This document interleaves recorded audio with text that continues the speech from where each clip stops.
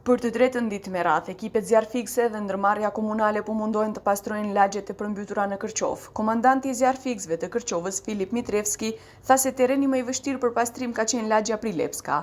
Ndërkaq, thotë se për shkak të kapaciteteve jo të larta të këtij njësiti për situata të këtilla, në ndihmë ju ka dalë Manastiri dhe Kavadarci.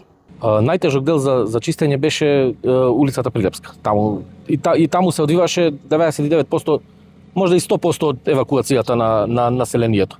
Поплавени беше и населбата Подворош и населбата Карпош, меѓутоа има тука повеќе материјална штета, повеќе има вода во подрумските простории.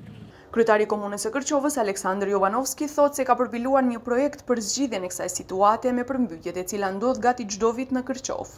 И имам веќе проект кој е, можем да кажем, 99% готов за комплетно уредување на речното корито, дислокација на оние објекти и оние куќи кои морам да нагласам за жал на улица Прилепска се незаконски, без имотни листови, без дозволи за градба.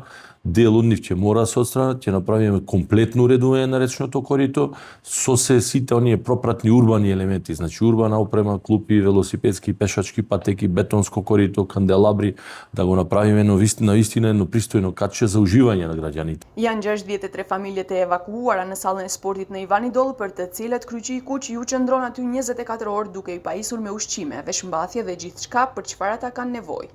Për momentin e kemi këtu rreth 63 familje të evakuoja, 250 veta, nga të cilët rreth 67 janë fëmijë dhe qirit janë të rritë.